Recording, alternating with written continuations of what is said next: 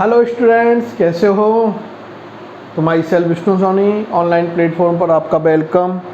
तो बेटा हम लोग लास्ट किंगडम माइकोटा डिस्कस कर रहे थे और किंगडम माइकोटा के अंदर हम लोगों ने बेसिक प्रॉपर्टीज़ एंड हम लोगों ने रिप्रोडक्शन मोड के बारे में डिस्कस कर लिया था। आज हम लोग किंगडम माइकोटा को फिनिश करेंगे और वो हम लोग क्लासिफिकेशन के साथ इसको फिनिश करने वाले हैं। क्लियर? तो लेट्स गो स्टार्ट। हो जाए तैयार अपन लोग किंगडम माइकोटा को फिनिश करने के लिए। तैयार हो? चलो बेटा, तो हम लोग डिस्कस करते हैं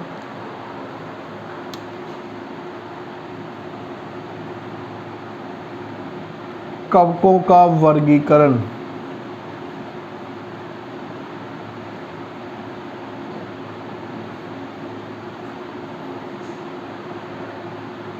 क्लासिफिकेशन ऑफ फंजाई। क्लियर? इसके अंदर हम लोग बेटा डिस्कस करते हैं कि किंगडम माइकोटा को कई बेसिक कैरेक्टर्स थे, उन लक्षणों के आधार पर, उन गुणधर्मों के आधार पर 4 वर्गों के अंदर बांटा गया था। 4 वर्गों में बांटा गया था। तो हम लोग बात करते हैं बेटा कि कवक जाल, माइसीलियम एवं बीजाणुओं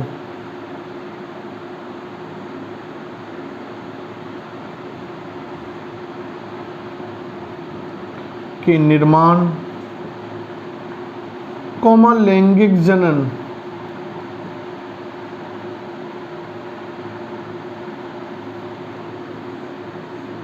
यानी फ्रूटिंग बॉडीज,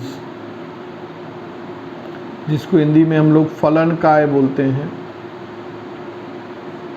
के आधार पर बेटा कवकों को 4 क्लासेज के अंदर बांटा गया था। फर्स्ट क्लास की यदि हम लोग बात करें तो वो है phycomycetes. Phycomycetes, phycomycetes. Clear? Next second यदि हम लोग बात करते हैं तो वो आपके ascomycetes.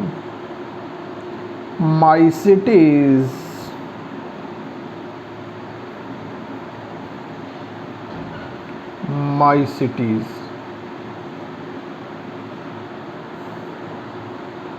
वेसिडियो mycetes, third class basidiomycetes. और फोर्थ क्लास की यदि हम लोग बेटा बात करें तो आप लोगों के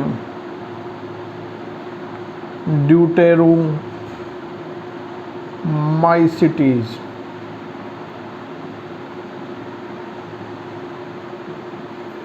ड्यूटेरोमाइसिटीज। क्लियर? तो इस तरह से कवकों को 4 वर्गों के अंदर क्या किया गया था? बांटा गया था। फर्स्ट क्लास के बारे में हम लोग डिस्कस करते हैं बेटा फाइकोमाइसिटीज के बारे में। फर्स्ट क्लास के बारे में हम लोग डिस्कस करते हैं फाइकोमाइसिटी। यदि फाइकोमाइसिटीज को बात करें तो ये बेटा सबसे आदिम प्रकार की कवक है, यानी सबसे प्रीमियर यदि इसको अपन लोग फंजाई बोले, इसलिए इसको लोअर फंजाई बोला जाता है। इसलिए इसको क्या कहा जाता है? लोअर फंजाई कहा जाता है। क्लियर? यदि इसके आवास की बात करें, फाइकोमाइसिटीज के आवास की बात करें तो फाइकोमाइसिटीज वर्ग के जो सदस्य होते हैं अधिकांशतः जलीय आवास में पाए जाते हैं, एक्वेटिक कंडीशन में होते हैं। इसलिए इसको एल्गी फंजाई भी कहा जाता है, क्योंकि सामान्यतः जो एल्गी होती है, शैवाल होते हैं, वो जलीय आवास में पाए जाते हैं, इसलिए इसको एल्गल फंजाई भी बोला जाता है। तो 2 अदर नेम हो गए इसके बेटा, एक हो गया लोअर फंजाई और एक एल्गल फंजाई। इसके अलावा ये बेटा आप लोगों के सड़ी गली जो लकड़ियों के टुकड़े वगैरह होते हैं उनके ऊपर, और यदि अपन लोग देखें तो पौधों पर अविकल्पी परजीवी के रूप में, पौधों के ऊपर अविकल्पी परजीवी के रूप में ये अपना जीवन यापन करते हैं। तो ये आवास की बात हुई। क्लियर। आगे हम लोग बेटा बात करते हैं इसके माइसीलियम की बात करते हैं। तो कवकों का केवल एकमात्र ऐसा वर्ग है जो एसेप्टेट होता है, बाकी के तीनों रिमेनिंग वर्ग जो होंगे वो सेप्टेट होंगे। इट मीन्स पट्टे युक्त होते हैं। पढ़ा था ना अपन लोगों ने, डिस्कस किया था कि कवक जाल पटयुक्त है या पट रहित है। तो केवल फाइकोमाइसिटीज कवकों का एक ऐसा वर्ग है जो कैसा होता है, अपट ये होता है, यानी पट रहित होता है, एसेप्टेट होता है। क्लियर।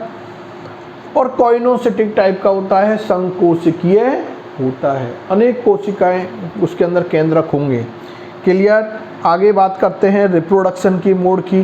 तो फाइकोमाइसिटीज वर्ग के जो सदस्य होते हैं, फाइकोमाइसिटीज वर्ग के जो सदस्य होते हैं उनके अंदर जो जनन होगा बेटा वो आप लोगों के दो विधियों के द्वारा होगा। पहली विधि होगी एसेक्सुअल रिप्रोडक्शन और दूसरी मोड होगी सेक्सुअल रिप्रोडक्शन। इट मीन्स अलैंगिक जनन और लैंगिक जनन। तो ये दो विधियों के द्वारा जनन करते हैं। इस वर्ग के जो सदस्य होते हैं उनके अंदर अलैंगिक जनन बीजाणुओं के द्वारा होता है। किसके द्वारा होगा, बीजाणुओं के द्वारा होता है। और जो बीजाणुओं के द्वारा होता है तो वो कौन से बीजाणु बनेंगे, क्योंकि बीजाणु तो कई प्रकार के पढ़े थे ना अपन लोगों ने, जू बीजाणु, जू स्पोर्स थे, चल बीजाणु, अचल बीजाणु, अपन ने conidia, oidia, chlamydospores, different type के हम लोगों ने स्पोर्स यहाँ पर डिस्कस किए थे फंजाई के अंदर। तो इसके अंदर किस प्रकार के बीजाणुओं के द्वारा होता है, तो चल और अचल, जू स्पोर्स और एप्लानोस्पोर्स। याद करो जू स्पोर्स का डेवलपमेंट फॉर्मेशन कहाँ होता था, जू स्पोरेंजिया के अंदर, चल बीजाणुधानी के अंदर। चल बीजाणुधानियाँ कहाँ बनती थी, जिस माइसिलियम पे बनेंगी उसको क्या बोला था, जू स्पोरेंजियोफोर, चल बीजाणुधानीधर। क्लियर था ना। अब वो बीजाणुधानी जैसे स्फुटित होंगी तो वो बीजाणु मुक्त होंगे, वो अंकुरित होंगे, नया माइसिलियम बन जाता था। बेसिक हम लोगों ने जब रिप्रोडक्शन में बात की वही यहाँ हम लोगों को बात करनी है। आगे बोलते हैं अचल बीजाणुओं के द्वारा होगा जो गतिशील होते हैं, क्योंकि इनमें कशाविकाएँ अनुपस्थित होती हैं। इनका निर्माण भी एप्लानोस्पोरेंजिया के अंदर होता है और ये एप्लांजियोस्पोरेंजियोफोर के ऊपर डेवलप होते हैं। वैसे ही जैसे ही एप्लानोस्पोरेंजिया क्या होगी, ब्रेक होगी, तो एप्लानोस्पोर्स रिलीज होंगे और वो जर्मिनेट होंगे, जर्मिनेट होकर नए कवक जाल का निर्माण करेंगे। बेसिक फंडा वही रहेगा, बेसिक फंडा वही रहने वाला है बेटा, कोई भी डिफरेंस नहीं आने वाला है। एक थीम जो होती है वो थीम आपको पहले ही बना दी। यहाँ हम लोग 1 बाय 1 केवल उन प्रॉपर्टियों के बेस पर सिमिलरिटीज और डिसिमिलरिटी कुछ बेसिक प्रॉपर्टीज़ों को यहाँ डिस्कस कर रहे हैं। आप लोग ऑब्जर्व करते हुए चल रहे हो कि सारी बातें वही आ रही है जो हम लोगों ने basic property of fungal discuss की थी। क्लियर। आगे चल सकते हैं, बात करते हैं नेक्स्ट लैंगिक जनन की। तो कवकों के अंदर जो लैंगिक जनन होता है बेटा वो 3 प्रकार से होता है। एक होता है समयुग्मकी प्रकार से, दूसरा होता है विषमयुग्मकी प्रकार से और एक होता है असमयुग्मकी प्रकार से। आइसोगेमी टाइप, एनाइसोगेमी टाइप और ऊगेमस या ऊगेमी टाइप हम लोगों ने डिस्कस किया था इसको। समयुग्मकी यानी जब, क्योंकि युग्मक होंगे लैंगिक जनन में तो युग्मक भाग लेते हैं, तो बेटा जो युग्मक बनेंगे गैमेटेंजिया जिसको हम लोगों ने बोला था, तो जो युग्मक जनन लैंगिक जनन में जो युग्मक भाग लेते हैं या जिन युग्मकों के मध्य में संलयन होता है वो यदि समान हो, एक समान युग्मकों के मध्य में हो, आकार आकृति में नर और मादा दोनों समान हो, तो वो समयुग्मकी होगा। और यदि अलग अलग होंगे तो उसे असमयुग्मकी कहा जाएगा। और विषमयुग्मकी एनाइसोगेमी का ही एक टाइप है जिसके अंदर नर युग्मक कैसे होते बेटा, छोटे होते हैं और गतिशील होते हैं, जबकि मादा युग्मक बड़े होते हैं और गतिहीन होते हैं। बस ये डिफरेंस था जिसमें हम लोग देखते थे कि नर युग्मक जो नर जननांग होगा वो पुंदानी के रूप में एंथ्रीडियम के रूप में बनता है और मादा जननांग जो होगा वो माइसीलियम के ऊपर अंडधानी ऊगोनियम के रूप में बनेगा। अंडधानी के अंदर अंड कोशिका का निर्माण होगा, पुंधानी के अंदर पुंमनुओं का निर्माण होगा और पुंमनु गतिशील रचना होती है क्योंकि उसमें कशाविकाएँ पाई जाती है। क्लियर। तो क्या हम लोगों ने कहा है, फाइकोमाइसिटीज वर्ग के सदस्यों के अंदर दो प्रकार से जनन होगा, अलैंगिक जनन और लैंगिक जनन। अलैंगिक जनन होगा बेटा वो आपके एक तो किससे होगा, चल बीजाणुओं के द्वारा होगा, एक आपके किसके द्वारा होगा, अचल बीजाणुओं के द्वारा होगा। और इन बीजाणुओं का निर्माण एंडोजीनसली होगा, अंतर्जात प्रकार से होगा, क्योंकि ये बीजाणु धानी के अंदर इनका परिवर्धन होता है। क्लियर, एंडोजीनसली इन ओरिजिन होता है, ये हम लोग डिस्कस कर चुके हैं। आगे हम लोगों ने डिस्कस किया है कि लैंगिक जनन जो होगा कवकों के अंदर, लैंगिक जनन बेटा आइसोगेमी, एनाइसोगेमी और ऊगेमस टाइप से समयुग्मकी, असमयुग्मकी और विषमयुग्मकी प्रकार से संपन्न होता है। क्लियर, आगे बढ़ सकते हैं। चलें आगे हम लोग बेटा बात कर रहे हैं कि फाइकोमाइसिटीज वर्ग को भी आगे कुछ वर्गों में बांटा गया है, इसको भी क्लासों में बांटा गया है। और जो क्लासें हैं वो एक तो ऊमाइसिटीज है, और ऊमाइसिटीज हम लोगों ने डिस्कस की थी कि ऊमाइसिटीज कवकों की एक ऐसा समूह है, ऐसा वर्ग है जिसके अंदर कोशिका भित्ति 100% सेल्यूलोज से मिलकर बनी होती है, कोई अन्य पदार्थ नहीं होता है। जबकि हम लोग यूनिवर्सल यदि फंगल सेल की बात करें तो उसमें काइटिन होता है, सेल्यूलोज होता है, प्रोटीन होती है, अन्य पदार्थ होते हैं। क्लियर, चलो आगे बढ़ सकते हैं। नेक्स्ट हम लोग कदम उठाते हैं इसके सेकंड क्लास की ओर, वो है बेटा आप लोगों के जाइगोमाइसिटीज। तो फाइकोमाइसिटीज क्लास को ऊमाइसिटीज और जाइगोमाइसिटीज क्लासों के अंदर भी क्या किया गया है, बांटा गया है। क्लियर, आगे चलें। चलो बेटा अगला कदम उठाते हैं अपन लोग किसकी ओर। अब हम लोग बेटा बात कर रहे हैं कि जाइगोस्पोर्स का फॉर्मेशन होता है। जाइगोस्पोर्स का फॉर्मेशन होगा। जाइगोस्पोर्स बनेगा कैसे, तो बेटा जब आप लोगों के दो युग्मकों का मिलन होगा, जब दो युग्मकों का मिलन होगा, जैसे शादी में होता है ना, लड़का लड़कियों का मिलन होता है, शादी हो जाती है, वैसी बात यहाँ कर रहे हैं। एक नर युग्मक और एक मादा युग्मक जब दोनों आपस में मिल जाते हैं तो फ्यूजन के बाद जो रचना बनेगी उस रचना को फाइकोमाइसिटीज वर्ग के अंदर क्या बोला जाएगा, जाइगोस्पोर्स बोला जाता है। क्लियर, आगे हम लोग बेटा बात करते हैं इसके अंदर, और वो बात हम लोग क्या करने वाले हैं, वो हम लोग बात करने वाले बेटा एग्जाम्पल की। फाइकोमाइसिटीज वर्ग के एग्जाम्पल क्या हैं, तो बेटा फाइकोमाइसिटीज वर्ग के 3 एग्जाम्पल आप लोगों के एनसीईआरटी के अंदर मेंशन हैं। तो 3 एग्जाम्पलों के बारे में हम लोग यहाँ बात करते हैं। तो एग्जाम्पल नंबर 1 म्यूकर, राइजोपस,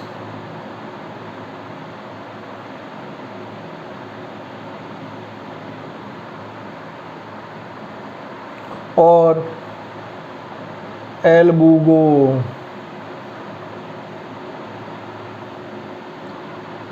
याद रखने के लिए बेटा राम से याद कर सकते हो, और भी बता देंगे कई सारी ट्रिकें।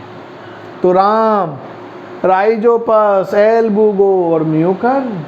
राइजोपस, एल्बुगो और Mucor is the example of the phycomycetes class.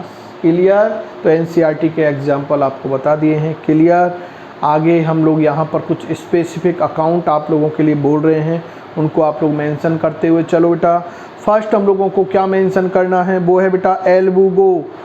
क्या होता है, जो एल्बुगो है ये सरसों के जो पादप होते हैं उन पर परजीवी के रूप में जीवन यापन करती है, यानी सरसों के पादपों पर परजीवी के रूप में पाई जाती है। क्लियर, तो याद रखना मस्टर्ड की प्लांट पर ये पैरासाइट फॉर्म में रहती हैं। क्लियर, ये कर लिया बेटा मेंशन। आगे मेंशन करें, आगे बात करते हैं बेटा अपन लोग, और वो आप लोगों के नेक्स्ट बात करते हैं हम लोग,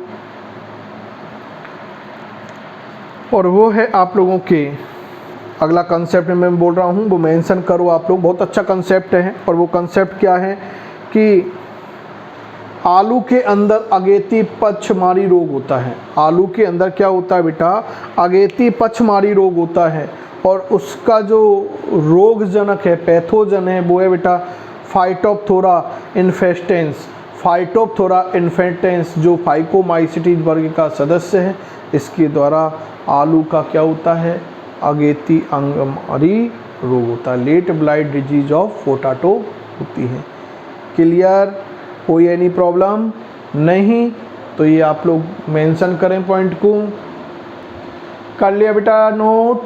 आगे हम लोग बेटा ये बात करते हैं राइजोपस के बारे में।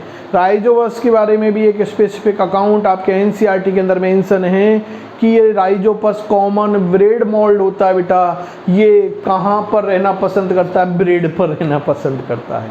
ये अपना घर कहाँ बनाता है, ब्रेड पे। आते हैं ना, बेकरी प्रोडक्ट खाते हो ना, ब्रेड, तो उसके ऊपर घर बनाता है। ब्रेड पर जो फफूंदी आती है, इसका मतलब जब उसमें फफूंदी आई तो क्या बोलोगे, राइजोपस आया है। क्या बोलोगे, राइजोपस आया है। क्लियर, कोई प्रॉब्लम नहीं? तो ये हम लोगों ने फर्स्ट क्लास डिस्कस की है बेटा। आप लोगों के कौन सी क्लास डिस्कस की है, वो हम लोगों ने डिस्कस की है बेटा आपके कौन सी, फाइकोमाइसिटी। सेकंड क्लास की ओर बढ़े हैं, सेकंड क्लास में पहुंच जाते हैं। अभी तो क्लास बढ़ रही है, 11th में हो, लेकिन यहाँ तो 4th क्लास तक ही पहुँचोगे आज तो ना। आगे देखते हैं, 11th क्लास में तो आप एल्गी में पहुँच जाओगे ना। 11th क्लास के अंदर तो एल्गी में, अभी तो 4थी क्लास के अंदर ही आपको पहुँचना है ना। 1 बाय 1 बढ़ते चलेंगे अपन लोग। आगे देखते हैं एस्कोमाइसिटीज। क्लियर, एस्कोमाइसिटीज पर क्या अकाउंट है वो हम लोग यहाँ पर डिस्कस करते हैं बेटा। मैं यहाँ बोल रहा हूँ आप लोगों के। सबसे पहले हम लोग बात करते हैं इसके कॉमन नेम की। तो इसका कॉमन नेम है बेटा सैक फंजाई। इसको कॉमन नेम में क्या बोला जाता है बेटा, सैक फंजाई कहा जाता है। उसका कॉमन नेम बताया हम लोगों ने, क्या था, लोअर फंजाई और आपके एल्गल फंजाई। जबकि इसको क्या बोला जाता है, एस्कोमाइसिटीज को सैक फंजाई बोला जाता है। क्या बोला जाता है, सैक भूल जाओ तो देखो बेटा ASC, उल्टा सीधा करो, एडजस्टमेंट करना है। तो बेटा देखो खुद ने बता दिया, मैं क्या हूँ, मैं क्या हूँ, सैक हूँ। मैं क्या हूँ मेरा नहीं करना, अरे इससे कहना है, ये खुद बोल रहा है मैं क्या हूँ, मैं सैक हूँ। क्या पढ़ रहे हैं, फंजाई, तो फंजाई ऐड कर देना। क्लियर, कॉमन नेम क्लियर, क्योंकि नीट में आया हुआ है बेटा, तो ये याद करना है। क्योंकि हम लोग आगे बायोलॉजी को बहुत कुछ ट्रिकी बेस पर पढ़ते हैं, तो वो आप लोग देखते चलते हैं। इसका कारनामा बायोलॉजी का, बायोलॉजी को इंटरेस्टिंग बना देते हैं केवल और केवल आप लोगों के लिए, और वो हम लोग आगे डिस्कस कर रहे हैं एस्कोमाइसिटीज के अंदर बेटा। तो इसका कॉमन नेम हो गया। यदि हम लोग बात करें तो मोस्टली मल्टी सेलुलर होगी। एस्कोमाइसिटीज वर्ग के जो सदस्य होते हैं मोस्टली कैसे होते हैं, मल्टी सेलुलर होते हैं। जैसे पेनिसिलियम इस क्लास का, इस वर्ग का सदस्य है, लेकिन रियरली अपवाद स्वरूप कुछ जो सदस्य होते हैं, जैसे यीस्ट, जिसे बेकर यीस्ट कहा जाता है, सैकेरोमाइसिस सेरेविसी, याद करना है, सैकेरोमाइसिस सेरेविसी, जिसे बेकर यीस्ट कहा जाता है। ये आपके 12th में काम आएगा बेटा। तो वो यूनिसेलुलर होता है, एक कोशिकीय होता है, और वो एस्कोमाइसिटीज वर्ग का सदस्य है। तो 2 एग्जाम्पल तो आ गए अभी तक आपके पास, एक पेनिसिलियम और एक यीस्ट। क्लियर, आगे बात करते हैं इसकी हैबिटेट की। भाई साहब कहाँ मिलते हैं, किस आवास में रहते हैं, कैसे घर में रहते हैं। तो ये कह रहे हैं एस्कोमाइसिटीज वर्ग के सदस्य बोल रहे हैं बेटा कि मैं सैप्रोफिटिक हूँ, मैं मृतोपजीवी हूँ, मृत कार्बनिक पदार्थों पर, सड़े गले पदार्थों पर अपना जीवन यापन करूँगा। आगे बात करते हैं डीकम्पोजर होते हैं, अपघटक होते हैं, जटिल कार्बनिक पदार्थों को सरल कार्बनिक पदार्थों में तोड़ने वाले होते हैं। आगे बात करते हैं कि ये पैरासिटिक होते हैं। कैसे होते हैं, पैरासिटिक होते हैं, परजीवी होते हैं, और ये जो डंग गोबर वगैरह होती है, जो कीचड़ होता है, उसके ऊपर ये क्या करते हैं, वृद्धि करते हैं। क्लियर, कोई प्रॉब्लम, आगे बढ़े। आगे बात करते हैं माइसीलियम के बारे में। तो एक यूनिवर्सल पॉइंट याद करने के लिए बोल दिया था माइसीलियम के लिए, तो केवल फाइकोमाइसिटीज में ही आपको नॉन सेप्टेट याद रखना है, बाकी सब में सेप्टेट सेप्टेट सेप्टेट सेप्टेट, पट युक्त, केवल पट रहित फाइकोमाइसिटीज। तो एक यूनिवर्सल हो गया। एस्कोमाइसिटीज में सेप्टेट और ब्रांच शाखित प्रकार का माइसीलियम कवक जाल पाया जाता है। यदि रिप्रोडक्शन की बात करें, जनन की बात करें बेटा, तो हम लोग बात करते हैं कि इसके अंदर जो जनन होगा वो दो विधियों के द्वारा होगा। एक होगा आप लोगों के अलैंगिक जनन और एक होगा लैंगिक जनन। अलैंगिक जनन की बात करें तो पेनिसिलियम आ गया। आँख बंद करके याद जाना चाहिए आपके माइंड के अंदर कि पेनिसिलियम के अंदर कोनिडिया बनते हैं। घोंट के पी लेना बिल्कुल बेटा, रामबाण औषधि की है, क्योंकि क्वेश्चन बहुत रिवाइज होता है जनरली। आप लोग नीट का 4-5 साल का पेपर देखो, वन टाइम 100% पेनिसिलियम से रिलेटेड क्वेश्चन आपको नीट में मिल जाएगा। क्लियर?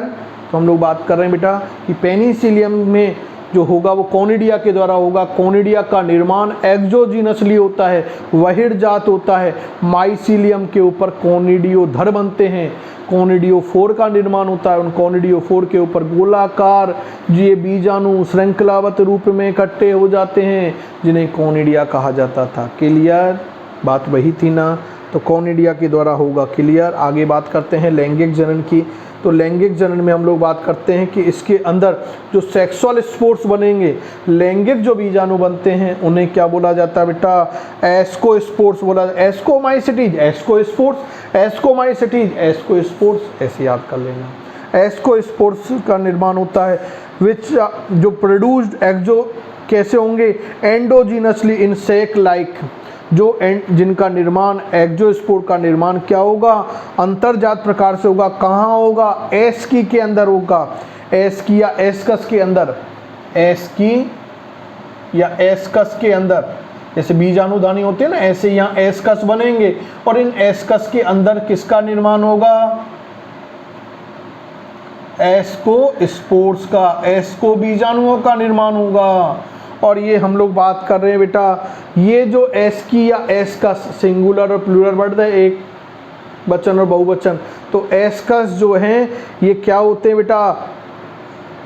अरेंज होते हैं,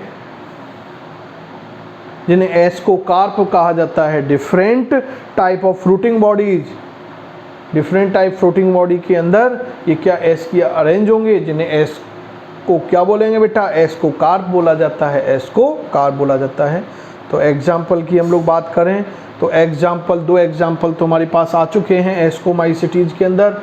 बाकी के एग्जाम्पल हम लोग बात करते हैं। तो एग्जाम्पल आपके पास एक तो एस्परजिलस है बेटा, एस्परजिलस, याद रखना ये काम आएगा। एस्परजिलस नाइगर 12th के अंदर। आगे देखते हैं क्लेबिसेप्स, क्लेबिसेप्स और न्यूरोस्पोरा।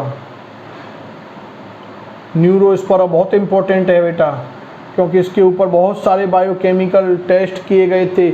आनुवांशिक परीक्षणों में इस कवक प्रजाति का बहुत यूज़ किया जाता है। तो न्यूरोस्पोरा को एक्सटेंसिवली इन बायोकेमिकल और जेनेटिक वर्क में, आनुवांशिक प्रयोगों में, आनुवांशिक कार्य के लिए इस कवक प्रजाति का सर्वाधिक यूज किया जाता है।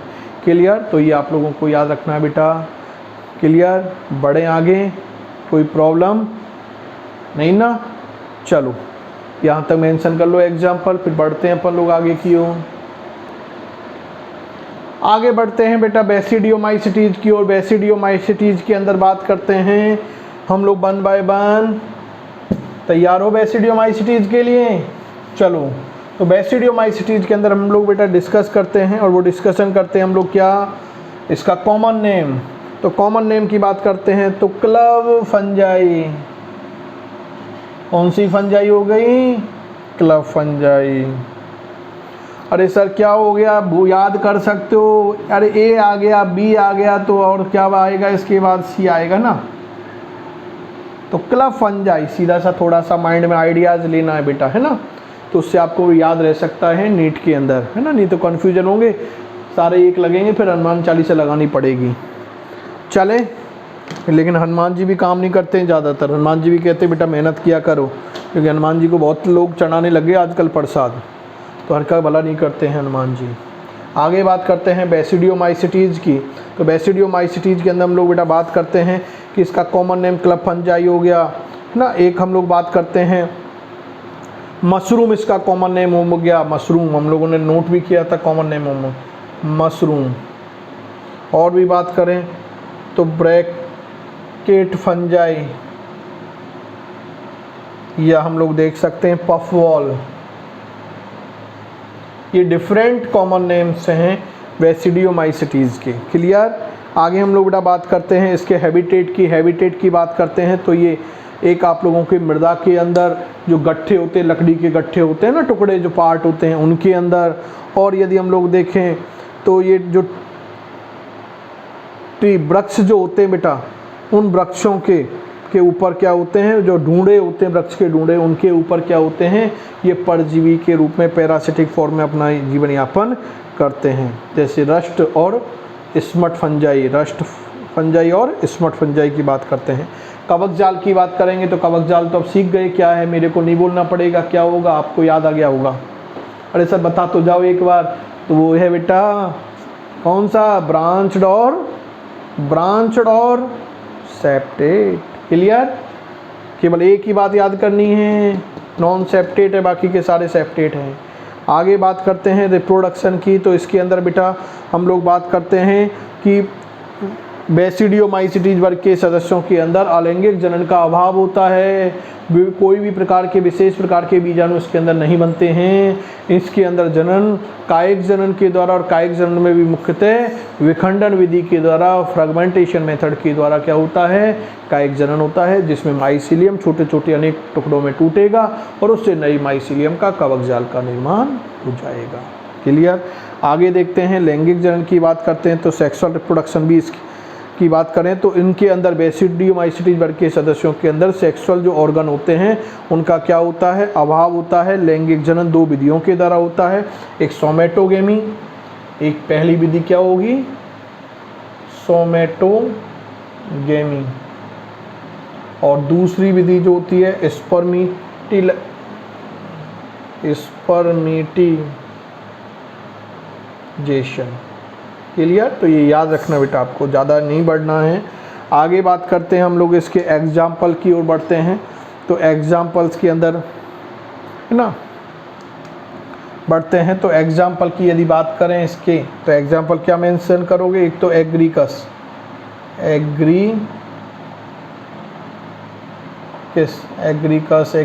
है ना, जिसे मशरूम बोला जाता है ना। एनसीईआरटी में इसका इमेज दे रखा है, देख सकते हो, डायग्राम याद रखना है आपको। आगे बात करते हैं अस्टिलागो बेटा ये स्मट फंजाई है, याद रखना है, स्मट फंजाई अस्टिलागो है। और पक्सिनिया जो होती है ये रस्ट फंजाई है।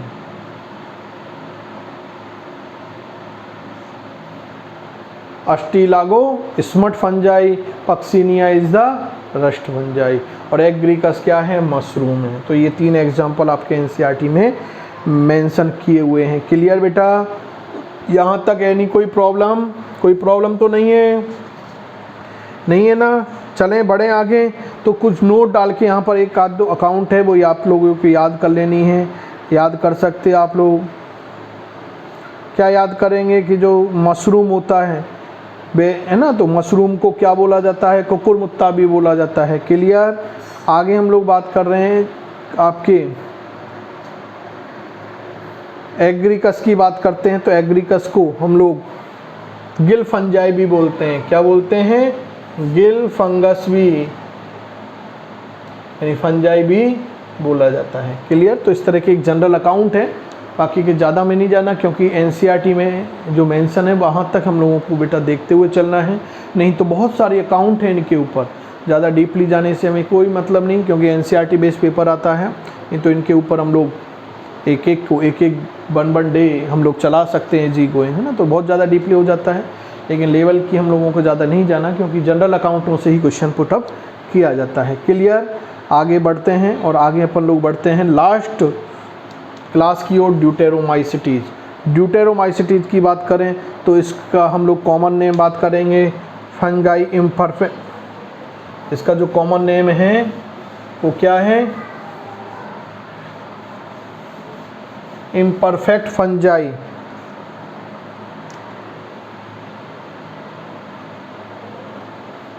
Perfect fungi. कवक जाल वही शाखित होगा और कैसा होगा, पटयुक्त होता है। यदि हम लोग जनन की बात करेंगे तो इसके अंदर मुख्यतः जनन कोनिडिया के द्वारा अलैंगिक जनन होगा। कोनिडिया के द्वारा क्या होता है, अलैंगिक जनन होता है। और यदि हम लोग बात करते हैं तो इसकी हम लोग बात कर सकते हैं, क्या बात करें बेटा, और वो हम लोग बात कर सकते हैं इसके अंदर एग्जाम्पल की, है ना। तो एग्जाम्पल यहाँ बहुत इंपॉर्टेंट है, तो एग्जाम्पल आप लोग मेंशन कर सकते हो। एक तो है ट्राइकोफाइटोन,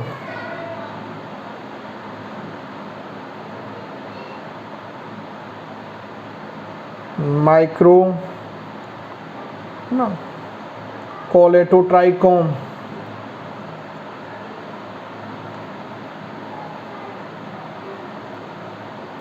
कोलेटोट्राइकम एक्सेट्रा, है ना। ये आपको एग्जाम्पल मेजरली याद करने हैं। क्लियर। तो इस तरह से हम लोगों ने 4 क्लासेस जो आप लोगों के हैं फंजाई की, उनको 1 बाय 1 डिस्कस किया है। क्लियर बेटा। तो इस तरह से हम लोगों ने ये डिस्कस किया। एक शूट हम लोग कर लेते हैं एग्जाम्पल की ओर। शूट कहाँ करते हैं, एग्जाम्पल की ओर बढ़ते हैं, और एग्जाम्पल से क्योंकि क्वेश्चन आता है इसलिए 1 टाइम शूटिंग करते हैं। तो ये आप लोगों को जो लास्ट शूटिंग चल रही है इस माइकोटा किंगडम की, ये आपको वेरी यूज़फुल होगी नीट प्रिपरेशन के अंदर, जहाँ से क्वेश्चन आता है और बड़े मज़ेदार भी होगी। हो जाइए तैयार। और किसके लिए, शूटिंग के लिए। क्या है, many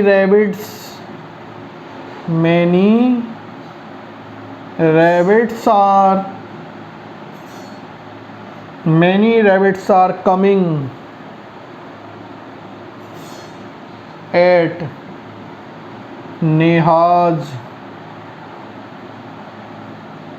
party has Ullu and cat। ये एक बेसिक हम लोगों ने ट्रिक यहाँ सारे एग्जाम्पलों को याद करने के लिए बनाई हैं। ये आपके क्या है बेटा, कौन सी क्लास है, फाइकोमाइसिटीज, एस्कोमाइसिटीज, बेसिडियोमाइसिटीज और ड्यूटेरोमाइसिटीज, है ना। चारों क्लासें हो गई, फाइकोमाइसिटीज, एस्कोमाइसिटीज, बेसिडियोमाइसिटीज और ड्यूटेरोमाइसिटीज। 1 बाय 1 देखते हैं एग्जाम्पल। मैनी मीन्स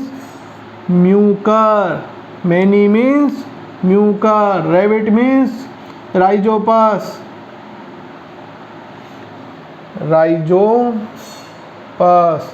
और आर यानी एल्बुगो, जिसको हम लोगों ने राम से भी याद किया था, है ना। तो यहाँ एक साथ बननी है इसलिए नहीं बात, कॉमनली हम लोग राम से भी याद कर सकते। Coming eat many rabbits are coming eat Neha's party. Coming means क्लेबिसेप्स,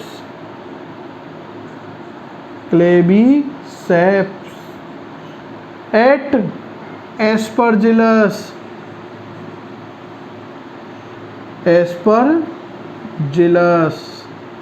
Neha's यानी न्यूरोस्पोरा, जिसका जेनेटिक एक्सपेरिमेंट में बर्कों में बहुत ज़्यादा यूज किया जाता था, बोला था ना। और पार्टी मीन्स पेनिसिलियम, पी यानी पेनिसिलियम,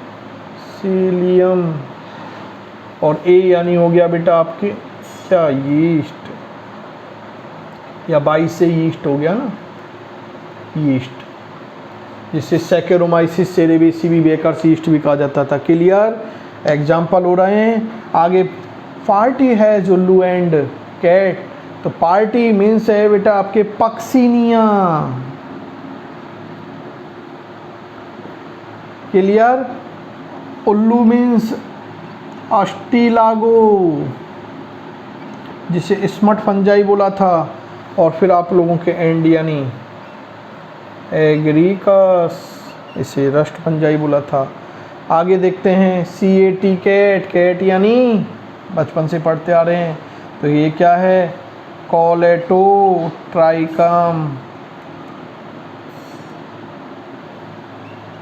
अल्टरनेरिया, और ट्राइकोडर्मा।